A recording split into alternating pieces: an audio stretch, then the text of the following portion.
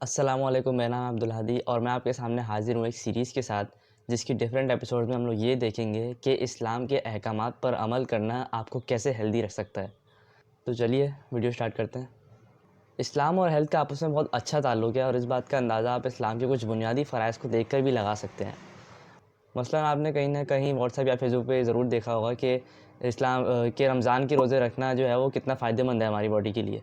और उसके अलावा अगर हम नमाज़ को देखें तो वो भी एक तरह से एक स्ट्रेच वर्कआउट की तरह है, जिसमें हम लोग जब सजदे या रुकू में जाते हैं तो हमारे मसल्स जो हैं वो अच्छे से स्ट्रेच होते हैं।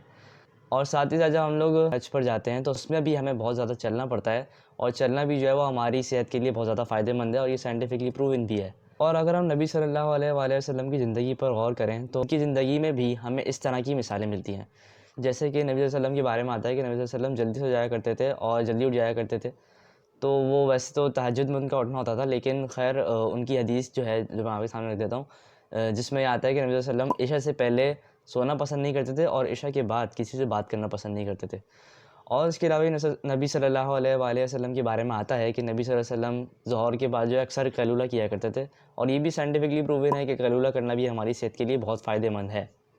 तो इस सीरीज़ में हम लोग इसी तरह के कुछ इस्लाम के छोटे-छोटे अहकामात को सामने रखेंगे और साइंस की नज़र से उसे देखेंगे कि वो किस तरह हमारी सेहत पर एक बहुत अच्छा इम्पैक्ट रखते हैं, लेकिन हम लोग उन पर इतना ज़्यादा गौर नहीं करते। और आगे ही कुछ एपिसोड्स में मैं आपके सामने नबी सल्लल्लाहु अलैहि वसल्लम और सहाबा की ज़िंदगी का एक डिटेल एनालिसिस रखूँगा, जिसमें हम लोग ये देखेंगे कि नबी सल्लल्लाहु अलैहि वसल्लम और सहाबा की ज़िंदगी में आखिर ऐसी कौन-सी चीज़ें थीं, जो उनके लाइफ़स्टाइल को बहुत ज़्यादा हेल्दी बनाती थीं और साथ ही साथ हम लोग अपनी ज़िंदगी में ऐसे कौन-सी चीज़ें इम्प्लीमेंट कर सकते हैं ताकि हमारा लाइफ़स्टाइल भी जो है वो एक हेल्दी लाइफ़स्टाइल बन जाए। और वीडियो का बाकायदा आगाज़ करने से पहले मैं यहाँ पे एक बात मेंशन करूँगा, वो ये है कि अल्लाह ताला ने हमें जितने भी अहकामात दिए हैं, वो हमारे लिए पत्थर पे लकीर की तरह हैं। उसके पीछे कोई फ़ायदा हो या ना हो, हमें उन अहकामात को फ़ॉलो करना होता है।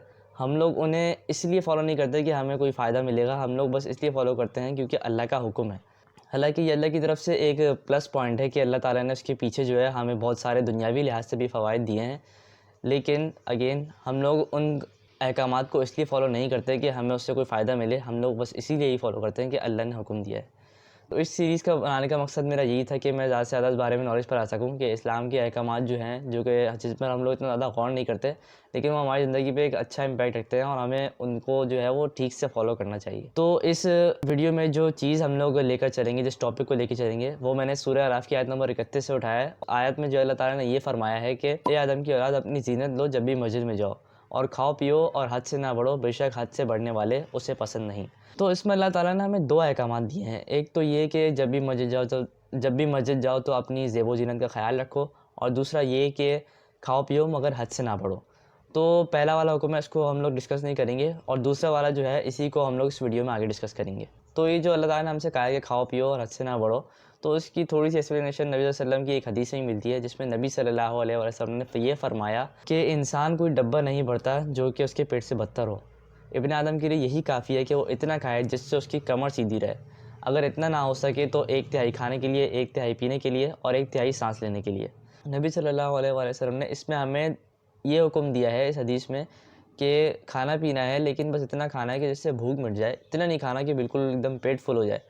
तो इस चीज़ को जो है वो अवॉइड करना है।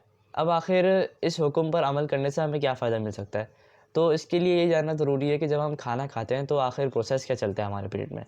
जैसे ही हम लोग खाना खाते हैं, तो जैसे ही खाना हमारे पेट में जाता है, तो एक हार्मोन जो है वो रिलीज़ होता है और उसका काम ये होता है कि वो ब्रेन तक ये सिग्नल पहुँचाता है कि हमारा कब जो है वो पेट भर गया है। जब हमारा पेट भरता है तो वो सिग्नल हमारे ब्रेन तक वो हार्मोन लेके जाता है। ख़ैर वो हार्मोन जो है वो, जैसा मैंने आपको बताया कि सिग्नल जो है वो पहुँचाता है हमारे ब्रेन तक कि हमारा पेट फुल हो गया है। अब ये होता है कि जो सिग्नल जो पहुँचता है वो थोड़ा डिले होकर पहुँचता है, थोड़ी देर से पहुँचता है। 15 से 20 मिनट का जो है वक़्फ़ा आ जाता है, उसमें थोड़ा-सा डिले हो जाता है, एक तरह से आप कह लें। तो इस बात के बहुत ज़्यादा चांसेस होते हैं कि अगर कोई बंदा तब खाना खाना छोड़े जब वो उसका पेट फुल हो रहा हो, तो फिर ज़्यादा चांसेस ये हैं कि वो ओवर ईटिंग के फ़ेज़ में जा चुका हो और ओवर ईटिंग के जो नुकसानात हैं वो बहुत ज़्यादा हैं। और उनमें से नुकसानात जो हैं वो ये हैं कि वेट गेन हो जाता है, मोटापा हो जाता है, सीने में जलन और अगर ज़्यादा एक्सट्रीम लेवल पे चले जाएँ तो मतली या फिर उल्टी भी हो जाती है। तो इस तरह के नुकसानात भी हैं और भी बहुत सारे नुकसानात हैं, लेकिन इतने ज़्यादा मेंशन नहीं करूँगा। लेकिन ये जान लें कि ओवर ईटिंग जो है वो हमारी सेहत के लिए अच्छी खासी नुकसानदेह है। तो अब अगर इस हुक्म को, इस हदीस को दोबारा अगर अपने सामने लेकर आएँ, पहले तो अल्लाह ताला ने आयत में फरमाया कि खाओ पियो और हद से ना बढ़ो। और हदीस में जो है नबी सल्लल्लाहु अलैहि वसल्लम ने ये फरमाया कि इतना खाओ कि बस कमर सीधी रहे, और एक तिहाई खाने के लिए, एक तिहाई पीने के लिए, एक तिहाई सांस लेने के लिए, मतलब थोड़ी सी जगह भी छोड़नी है, खाना भी है। तो अगर इसकी एग्जांपल लें तो फिर आखिर होगा क्या, इसको हुक्म को फॉलो करें। इस हुक्म को बेसिकली अगर हम देखें तो फॉलो करने से आप ओवर ईटिंग से बच सकते हैं। और ऐसा इसीलिए है कि जब बंदा खाना खाता है, उसके पेट में जब खाना जाता है, तो फिर जब एक पॉइंट पर उसका पेट जब फुल होने लग जाता है, लेकिन सिग्नल जैसा मैंने आपको बताया कि थोड़ा देर से पहुंचता है, तो फिर जब वो उसी पॉइंट पे अपना खाना रोक देगा, तो फिर इसलिए ज़्यादा चांसेस है कि वो ओवर ईटिंग से बच जाए, और साथ ही साथ उन नुकसानात से ये बच जाए जो ओवर ईटिंग के साथ हमें मिलते हैं। और वैसे मज़े की बात ये भी है कि ये जो हुक्म है एक तिहाई खाने का, एक तिहाई पीने का, इस तरह का हुक्म जो है वो जापान, चाइना और इंडिया की कल्चर्स में भी पाया जाता है। तो उनके यहाँ जापान में जो है वो ये कहा जाता है कि 80% खाना है और 20% छोड़ देना है, जबकि चाइना में ये कहा जाता है कि 70% खाना है, 30% छोड़ देना है। और इंडिया में जो है वो काफ़ी सिमिलर है हमारे इस्लाम से ही, उसमें कहा है आयुर्वेदा मेडिसिन वगैरह उनकी कुछ होती है, ट्रेडिशनल मेडिसिन का तरीका है, हिंदुज़म में है मेरे ख़्याल से कुछ। तो उसमें उन्होंने ये कहा है कि एक तिहाई खाने के लिए, एक तिहाई पीने के लिए, और एक तिहाई बिल्कुल खाली छोड़ दो, कुछ इस तरह का वो कुछ है, काफ़ी सिमिलर है इस्लाम से। अब इसमें दो बातें ऐसे ज़हन में आती हैं, एक तो ये कि नबी सल्लल्लाहु अलैहि वसल्लम तो पढ़े लिखे नहीं थे, उन्हें तो रिसर्च वगैरह करनी नहीं आती थी, वो ना ही किसी लाइब्रेरियाँ वगैरह जाते थे उस दौर में, तो शायद पता नहीं हो कि ना हो। लेकिन खैर नबी सल्लल्लाहु अलैहि वसल्लम तो उम्मी थे, पढ़े लिखे नहीं थे, तो उनको ऐसी नॉलेज कहाँ से मिल गई।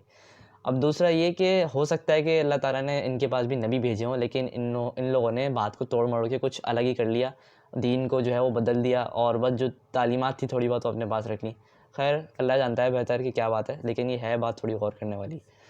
अब मैं आपके सामने एक और रिसर्च सामने रखूँगा, जो कि काफ़ी इंटरेस्टिंग रिसर्च है, और वो भी इसी से रिलेटेड है, कम खाने से रिलेटेड। तो उसके अंदर जो है वो एक एक्सपेरिमेंट किया गया था, और उसके थ्रू उन्होंने रिजल्ट्स कंक्लूड किए थे। तो मैं आपके सामने रिसर्च रख देता हूँ, फिर हम लोग आगे बात करते हैं। अब रिसर्च ये हुई थी कि चूहों को लिया गया, चूहों पर ही रिसर्च की गई थी। 2 तरफ ग्रुप्स में डिवाइड कर दिया गया पहले तो चूहों को। एक तरफ जो है वो बूढ़े चूहे लिए गए, एक तरफ जो थे वो थोड़े जवान चूहे लिए गए। अब किया ये गया कि जो इनकी डाइट में जो है थोड़ा-सा चेंज किया गया। इन लोगों ने बेसिकली एक्सपेरिमेंट में ये किया कि इनकी डाइट में थोड़ी-सी चेंजेस की गई दोनों चूहों में। जो जवान चूहे थे, यंगर रैट्स थे, उनकी जो डाइट थी वो नॉर्मल रखी गई, और जो बूढ़े चूहे थे उनकी डाइट में थोड़ी-सी चेंजेस की गई। उनको 30% कैलोरी रिस्ट्रिक्टेड डाइट पर रखा गया। अब ये कैलोरी रिस्ट्रिक्टेड डाइट क्या होती है? तो ये जानने से पहले आप ये जान लें कि कैलोरी रिक्वायरमेंट क्या होती है। कैलोरी रिक्वायरमेंट वो एनर्जी की रिक्वायरमेंट है जो कि हमारी बॉडी को उसके फंक्शंस मेंटेन करने के लिए 1 दिन के लिए चाहिए होती है। एक दफ़ा दोबारा रिपीट कर दूँ, कैलोरी रिक्वायरमेंट वो एनर्जी की रिक्वायरमेंट है जो कि हमारे बॉडी को उसके फंक्शंस मेंटेन करने के लिए पूरे 1 दिन के लिए चाहिए होती है। और ये जो इसकी स्टैंडर्ड वैल्यू होती है वो 2000 से 2500 कैलोरीज़ होती है, और ये फूड के थ्रू आपको मिलती है। कोई भी आप कोई चीज़ अगर मार्केट से ख़रीदें, उसके पीछे पलट के देखें तो न्यूट्रिशनल इन्फॉर्मेशन लिखी होती है, उसमें कैलोरीज़ वगैरह लिखी होती हैं। तो यही जो है वो कैलोरीज़ एनर्जी की यूनिट होती है, और यही हमारे पेट में जाके जो है हमें एनर्जी फ़राहम करती है, जिससे हम लोग पूरे दिन के अपने फंक्शन वगैरह मेंटेन कर सकते हैं। तो अगर हम कैलोरी रिस्ट्रिक्टेड की बात करें इसी की निस्बत से, तो ये होगा कि कैलोरी रिस्ट्रिक्टेड मतलब कि अगर किसी बंदे की 2000 या 2500 कैलोरी रिक्वायरमेंट है 1 दिन की, तो उसमें से 30% निकाल लें, तो फिर वो जो कैलोरी उससे फ़िल करेगा, जो मतलब 30% उसने कम कर लिए, तो वो उसकी एक कैलोरी रिस्ट्रिक्टेड डाइट कहलाएगी और कैलोरी रिस्ट्रिक्शन कहलाएगी। तो यही किया उन्होंने बूढ़े चूहों के साथ, मतलब जो उनकी कोई कैलोरी रिक्वायरमेंट होगी, तो उससे जो है उन्होंने थोड़ा-सा कम खिलाया उन लोगों को, और वो 30% कैलोरी रिस्ट्रिक्ट कर दी उनकी डाइट।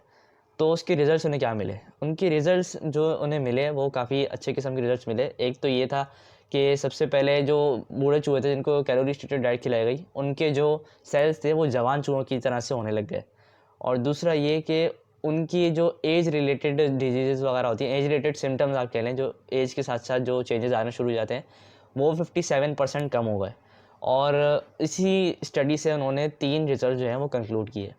एक तो ये कि कैलोरी रिस्ट्रिक्टेड डाइट पर रहने से आपके जो है वो आपका जो है वो इम्यून सिस्टम स्ट्रांग हो जाता है। दूसरा ये कि कैलोरी रिस्ट्रिक्टेड डाइट पर रहने से आपकी जो एज रिलेटेड बीमारियां होती हैं और एज रिलेटेड चेंजेस आते हैं वो काफ़ी हद तक कम हो जाते हैं। और तीसरा ये कि आपकी लाइफ एक्सपेक्टेंसी बढ़ जाती है। अब वैसे तो ये तो खैर अल्लाह ही बेहतर जानता है कि किसको कितना जीना है, लेकिन इन्होंने ये स्टडी से ये कंक्लूड किया है कि इससे ये रिजल्ट्स मिलते हैं। अब अगर हम देखें इन दोनों अहकामात को अपने सामने रखें कि एक तरफ जो हम लोग अगर उसको फॉलो करें कि थोड़ी सी जगह पेट फुल ना करें, बस इतना खाएँ कि कमर सीधी रहे, तो उससे हम लोग ओवर ईटिंग से बच जाते हैं, और एक प्रॉपर कैलोरी रिस्ट्रिक्टेड डाइट को फॉलो करने से हम लोग को इतने ज़्यादा फ़ायदे मिलते हैं, जो कि हमारे दिन में मतलब एक अप्रिशिएट किया जाता है कि पेट भर के खाना जो है वो इतना वो अच्छा नहीं समझा जाता। और अगर हम इसी हुक्म को अपने सामने रखें और अपना जायज़ा लें, तो हम लोग इस पर कितना पूरा उतरते हैं। वैसे अगर अपने कल्चर में हम लोग देखें तो फिर हम लोग जो है तकरीबन हर दफ़ा ही इसके ख़िलाफ़ जाते हैं, क्योंकि हमारे कल्चर में जो है वो पेट भर के खाना अच्छा समझा जाता है, जो कि बिल्कुल ही इस्लाम के जो हुक्म है अल्लाह ताला ने दिया है उससे बिल्कुल कॉन्ट्राडिक्ट करता है, बहुत उसके ख़िलाफ़ जाता है। तो खैर अल्लाह से ये गुजारिश है कि वो आपको और मुझे इसको फॉलो करना नसीब कराए, इस पे अमल करना नसीब फरमाए, ताकि जो है हम उसके फ़ायदे उठा सकें। क्योंकि इसे ना फॉलो करने का नुकसान किसी और को नहीं, सिर्फ हमें ही होता है। हमें ही ओवर ईटिंग की फिर वो ओवर ईटिंग के नुकसानात जो है हमें उठाने पड़ते हैं। और एक और बात मैं यहाँ पे वैसे मेंशन करना चाहूँगा, और वो कैलोरी रिस्ट्रिक्टेड डाइट के हवाले से ही है।